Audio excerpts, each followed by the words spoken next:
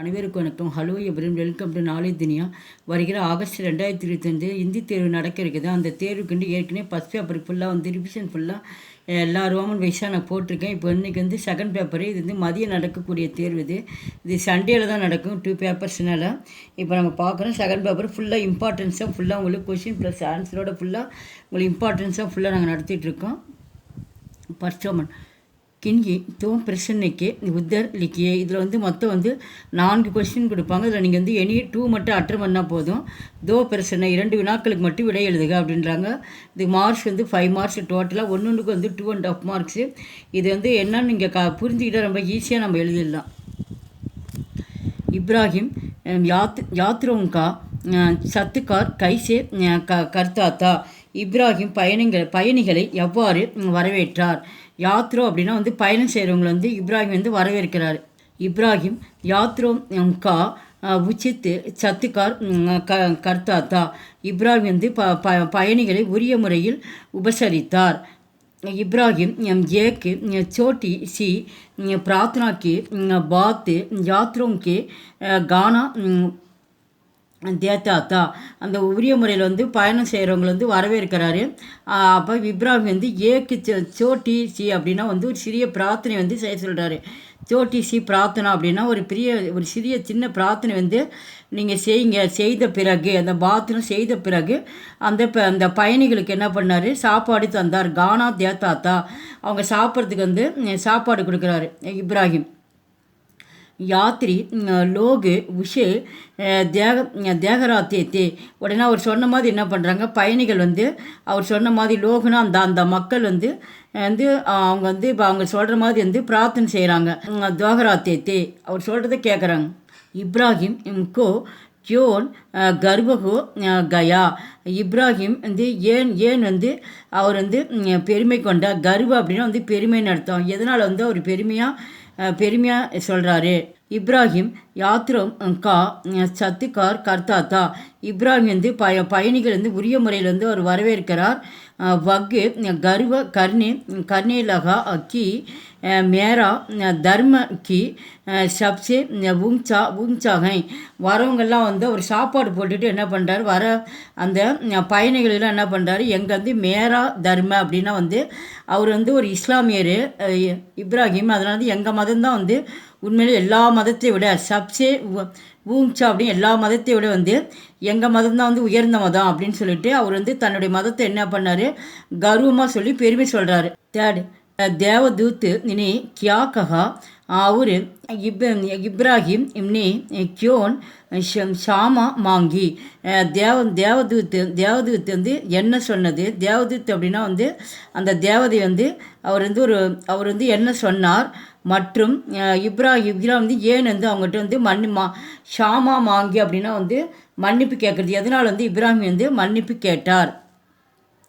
தேவதூத்து நீ இப்ராஹிம் சே கஹா. உடனே தேவதூத்து இப்ராஹிம்கிட்ட சொல்கிறாரு, இந்த பகவான் சப்சேலியே ஏக்கிகை. பகவான் அப்படின்னா கடவுள் எல்லோருக்கும் ஒருவர் தான். அப்படி சப்கேலியன்னு எல்லோருக்கும் ஒருவர் தான் கடவுள்.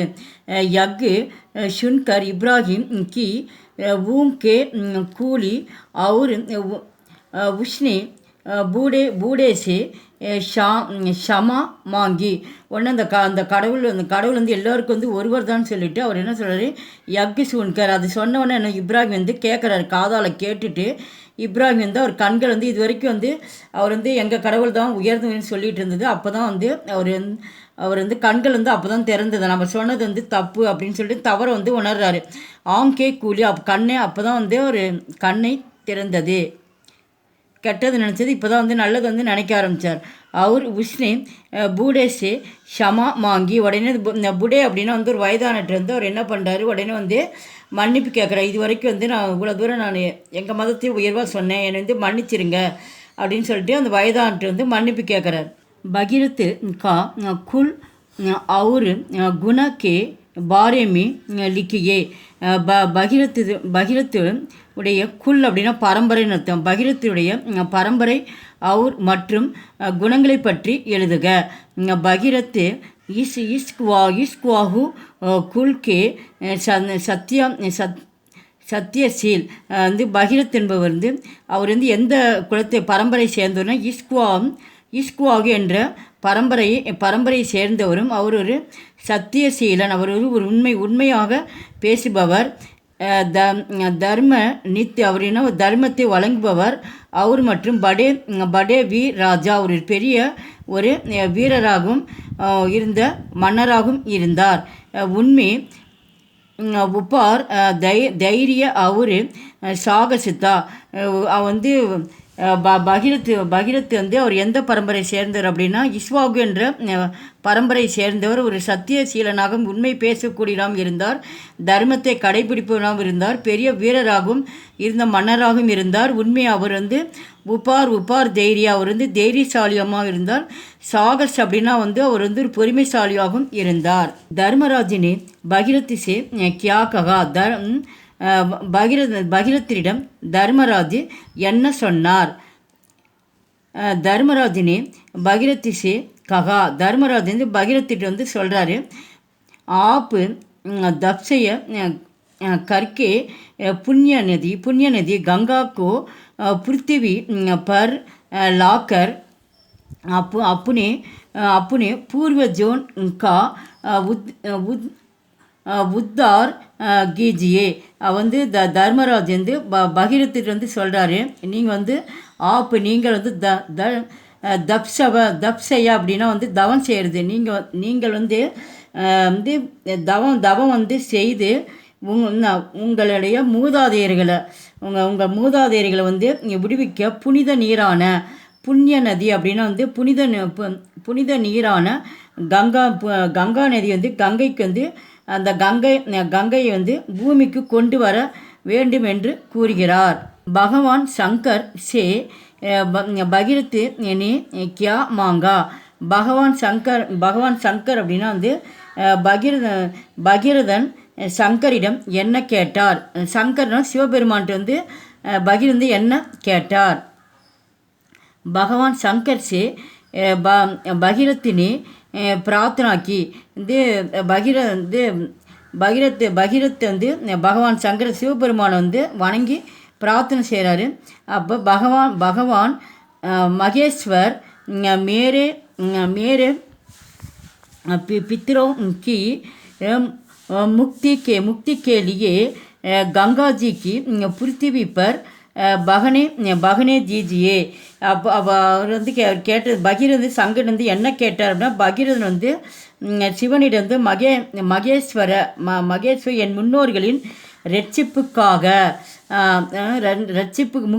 முக்தி கேலியே அப்படின்னா ரட்சிப்புக்காக பூமியில் கங்கை வந்து பாய வேண்டும். அந்த கங்காஜிக்கு பிருத்திவி அப்படின்னா பூமின்னு அர்த்தம். அந்த இது பூமியில் வந்து கங்கை வந்து பாயட்டும் என்று பிரார்த்தனை செய்தார். அமீர் கியோன் சிந்தா மே படா அமீர்னா வந்து பணக்காரன், ரிச்சுன்னு அர்த்தம். பணக்காரன் ஏன் கவலை அடைந்தார்? சிந்தா அப்படின்னா கவலைன்னு அர்த்தம். பணக்காரன் ஏன் கவலையில் இருந்தார்? மேகநதி நௌக்கரோं की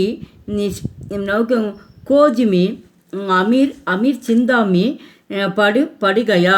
அப்போ மேகநதி அப்படின்னா வந்து கடின உழைப்பாளியான வேலையாட்கள் வந்து நான் அவரை தேடி என்ன பண்ணுறாங்க, பணக்காரர் வந்து அலையிறார். யாருமே கடின உழைப்பாளியான ஆள் வந்து நம்மளுக்கு கிடைக்கலையே அப்படின்னு சொல்லிட்டு என்ன பண்ணுறாரு, கவலை அடைகிறார் பணக்காரர். பூத்தினி அமீர் சே கியா ககா பூத் அப்படின்னா வந்து பேய் நடத்த. பேய் வந்து பணக்காரிடம் என்ன சொன்னது? பூத்தினி அமீர் சே ககா பேய் வந்து பணக்காரிடம் சொன்னது, மை ஆப்கே காம் ஜல்தி பூரா கர் தூங்கா. எனக்கு வந்து மைனா வந்து எனக்கு வந்து நீங்கள் வந்து பணி வந்து வேலை வந்து நீங்கள் கொடுத்துட்டா நான் சீக்கிரம் சீக்கிரமாக நான் பூரா சீக்கிரமாக நான் செஞ்சிருவேன் அப்படின்னு அந்த பேய் வந்து பணக்காட்டு வந்து சொல்லுது. அகர் ஆனால் ஆப் முஜே காம் நகி தேங்கே தோ ஆப்கி மை காவுங்கா. அப்படி வந்து நீ அப்படி வேலை தரலினா அகர் ஆனால் ஆப்பு முஜே காம் நகி அப்படின்னு எனக்கு வந்து வேலை எனக்கு தரலினா தேங்கே தோ ஆப்கே மை கா ஒன்று வந்து நான் சாப்பிட்டுடுவேன் அப்படின்னு நீ வேலை கொடுத்தீங்கன்னா நான் உடனே செஞ்சிடுவேன். அப்படின்னு வேலை எனக்கு தராமல் நீ என்னை வந்து ஓய்வு எடுக்க விட்டினா நான் உடனே நான் தின்னுடுவேன் அப்படின்னு சொல்லிட்டு அந்த பேய் வந்து பணக்காரர் வந்து சொல்லுது. இது ரொம்ப இம்பார்ட்டன்ஸ். கண்டிப்பாக அந்த 7-8 ஒன்று கண்டிப்பாக வரும். அந்திமே அமீர்னி பூத்துக்கு கியா காம் தியா. இறுதியில் வந்து அமீர் வந்து அந்த பேயினை வந்து என்ன வேலை தந்தார், பேய்க்கு வந்து என்ன வேலை கொடுத்தான் அந்த பணக்காரன் கடைசியாக.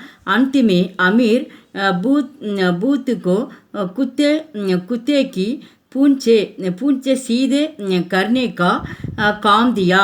உடனே வந்து இந்த இறுதியாக என்ன பண்ணுற பணக்காரர் வந்து இந்த பூத்துக்கு அந்த பேய்க்கு வந்து இந்த குத்தே அப்படின்னா நாயினுடைய கீழே உடையன்னு அர்த்தம். பூஞ்சினா வாள், நாயினுடைய வாள் வந்து சீதே கர்ணே நேராக வந்து அதை நிமித்தணும் அப்படின்னு சொல்லிட்டு அந்த வேலையை வந்து கொடுக்குறாரு. நாயோட வாள் வந்து அது நேராக நிமித்தவே முடியாது, அது வளைஞ்சிட்டே தான் இருக்கும். அதனால் நம்ம நேரம் அது செஞ்சுட்டே இருக்கலாம்ல.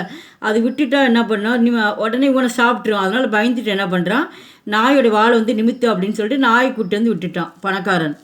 10th சிவப்பா அவரு கௌரிகா கர் கைசே ஸ்வர்க பனா. அந்த சிவப்பா மற்றும் கௌரியுடைய வீடு எப்படி ஸ்வர்க்கமாக மாறியது. ஸ்வர்க அப்படின்னா சொர்க்கமாக மாறியது. சிவப்பா அப்படின்றது கணவன், கௌரின்றது அவங்க மனைவி. சாதுக்கே ககே அனுஷார் ஜப்பு சிவப்பா குஷேமி ஆக்கர் காலியாங் இந்த தேத்தாத்தா. சாது அப்படின்னா ஒரு துறவினா வந்து ஒரு முனிவர். அந்த முனிவர் வந்து ககைன்னா அவர் சொல்கிறது, அந்த முனிவர் வந்து சொல்லியிருப்பார். அவருடைய அனுசார் அப்படின்னா அவர் சொன்ன மாதிரி என்ன பண்ண கூற்றுப்படின்னு அர்த்தம் தமிழில். முனிவருடைய சொற்படி ஜப்பு அப்பொழுது வந்து சிவப்பா வந்து கோபமாக வந்து வரான் வீட்டுக்கு. வேலைக்கு போயிட்டு என்ன பண்ணுறான், குஷே அப்படின்னா வந்து கோபம்னு அர்த்தம். அவன் எப்பயுமே வந்து கோபமாக என்ன பண்ணுறான், வீட்டுக்கு ஆக்கர்னா வர்றது, கோபமாக வீட்டுக்கு வரான். அந்த நேரத்தில் வந்து காலியாங்கு தேத்தாத்தா ஒரு கோழி குண்டு மாதிரி வந்து அந்த முனிவர் வந்து கொடுத்துருப்பாரு. உங்கள் கணவர் வர நேரத்துக்கு வந்து அவர் கோபமாக வந்தால் அந்த நேரத்தில் வாயில் வந்து ஏதாவது நீ போட்டுக்கோ அப்படின்னு சொல்லிட்டு ஒரு மருந்து மாதிரி ஒரு கொடுத்துருப்பார், கோழி குண்டு மாதிரி. அதை வந்து என்ன பண்ணுறா, கௌரி வந்து வாயில் போட்டுக்கிறான்.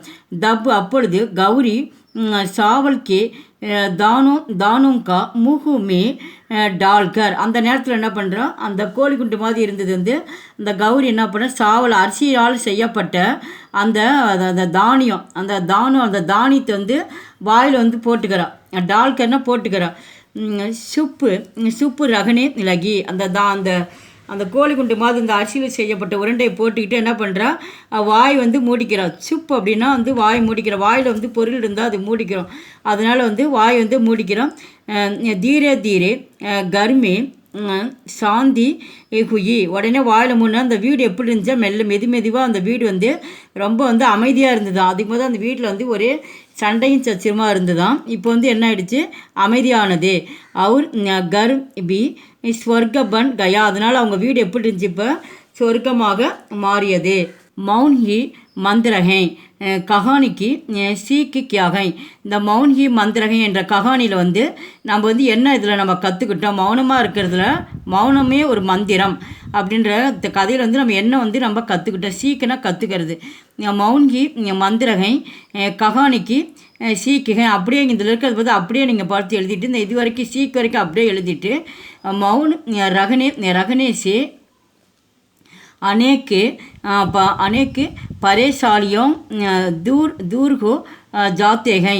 இந்த மௌனமாக இருந்தால் மௌன் ரகனேசே மௌனமாக இருந்ததிலிருந்து அநேக்குனா வந்து பல பிரச்சனைகள் வந்து அதே ஓடி போயிடுமா. தூர்ஹோ ஜாத்திகை. தூர்னா வந்து வெகு தூரம் வந்து எவ்வளோ பிரச்சனை இருந்தாலும் அது எல்லாமே ஓடிடும் மௌனமாக இருந்தால். சதுர் ஆத்மி சே லக்ஷ்மி தேவி ने क्या कहा. சதுராத்மி லக்ஷ்மி தேவி வந்து என்ன சொன்னார். அந்த மனிதர்கிட்ட வந்து என்ன சதுர்னா வந்து புத்திசாலி மனிதர்னு அர்த்தம். புத்திசாலி மனிதரிடம் லக்ஷ்மி தேவி என்ன சொன்னார். சதுர் ஆத்மி சே லக்ஷ்மி தேவி நே ககா. அந்த லக்ஷ்மி தேவி அந்த கடவுள் வந்து சொல்லுது, அப்பு தும் பத்தாவோ கி. அப்போ இப்பொழுது நீ வந்து சொல்லு. அப்போ புத்திசாலிகிட்ட வந்து இந்த கடவுள் லக்ஷ்மி தேவி சொல்லுது, நீ சொல்லு. கி என்னவென்றால் ஹம்மே சே கோன் அதிக்கு ஜெயதா சுந்தர்கேன். நான் உண்மையிலே ரொம்ப வந்து ஹம்மேச்சே இதிலிருந்து யார் வந்து ரொம்ப அழகாக இருக்காங்க, அதிகமாக ஜெயதானா அதிகம்னு அர்த்தம், யார் வந்து அதிகமாக அழகாக சுந்தர்னா அழகுன்னு அர்த்தம், அதிகமாக இருக்கா அழகாக இருக்காங்கன்னு நீ சொல்லு அப்படின்னு சொல்லி அந்த புத்திசாலிகிட்ட வந்து லக்ஷ்மி தேவி வந்து கடவுள் வந்து கேட்குது. சதுர் ஆத்மி கா உத்தர் கியாத்தா. உடனே அந்த புத்திசாலி மனிதன் வந்து உடனே வந்து பதில் சொல்கிறார் அந்த கடவுள் அந்த லக்ஷ்மி தேவி கேட்டதுக்கு. சதுர் ஆத்மி நே ககா. உடனே அந்த புத்திசாலி மனிதன் சொல்கிறாரு, ஆப்பு தோனுக்கு சுந்தர்கை. நீங்கள் 2 பேருமே ரொம்ப அழகாக இருக்கீங்க. அங்கே லக்ஷ்மி தேவி வந்திருப்பாங்க, மூதேவி தேவியும், அவங்க 2 தேவியுமே அங்கே வந்திருப்பாங்க. அதனால் அவங்க 2 பேரும் அவங்க கேட்கறதுனால சொல்கிறான் இந்த புத்திசாலி 2 பேருமே ரொம்ப சுந்தர்னா அழகு, 2 பேரும் ரொம்ப அழகாக இருக்கீங்க. ஜயோதா தேவி ஜாத்தே சம்மிய அதிக்கு சுந்தர்கை. ஜயோதா தேவி அப்படின்னா அந்த இடத்துல வந்து இங்கே நம்மளை விட்டு போகுதில்ல அந்த தேவி வந்து நீ போகிறப்ப ரொம்ப அழகாக இருக்கு. அந்த போகிற நேரத்தில் வந்து செம்மையான நேரம், நீ போகிற நேரத்தில் வந்து நீ ரொம்ப அழகாக இருக்கிற. இந்த மூதேவி தேவி வந்து சொல்கிறாரு, இந்த புத்திசாலி சொல்கிறாரு ரொம்ப அழகாக இருக்க. அவர் லக்ஷ்மி தேவி ஆத்தே சம்மிய அதிக்கு சுந்தர்கை.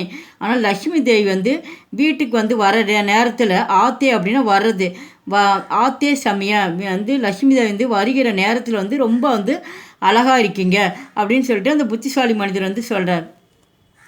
லாஸ்ட் கொஸ்டின் வந்து बाबूजी ने किसके சந்திரே சே உபவாஸ் தோடா. வந்து அந்த பாபுஜின்னு யார் இந்த இடத்துல காந்திஜி சொல்கிறாரு. காந்திஜி வந்து யாருடைய ஆரஞ்சு பழத்தை உபவாஸ் அப்படின்னா வந்து உண்ணாவிரதம், யாருடைய பழத்தை வந்து சாப்பிட்டு ஆரஞ்சு பழத்தை சாப்பிட்டு உண்ணாவிரதத்தை வந்து முடித்தார். பாபுஜினே விடோபா கி லாயே. விடோபா என்பவர் வந்து அவர் வந்து ஒரு சிறிய பையன் காசு சேமித்து வச்சு காந்திஜி ஒரு மீட்டிங் வந்திருப்பார். அந்த காசு வந்து ஆரஞ்சு ஜூஸ் பழத்தை வாங்கி ஜூஸ் கொண்டு வந்திருப்பான். அதை வாங்கி என்ன பண்ணுவார், அந்த உண்ணாவிரதத்தை வந்து அவர் முடிப்பார். அதை தான் சொல்கிறார், விடோபா கொண்டு வந்த ஆரஞ்சு பழத்தை லாயே, அவர் கொண்டு வந்த பழத்தை சந்திரேசே உபவாசு தோடா, அதை முடித்து என்ன பண்ணுறாரு, அவர் உண்ணாவிரதத்தை முடித்தார். எங்கள் வீடியோக்கு லைக் பண்ணுங்கள், ஷேர் பண்ணுங்கள். எங்கள் சேனல் ஃபஸ்ட் டைம் இருந்தால் மறக்காமல் சப்ஸ்கிரைப் பண்ணுங்கள். நன்றி, தன்யவாத்.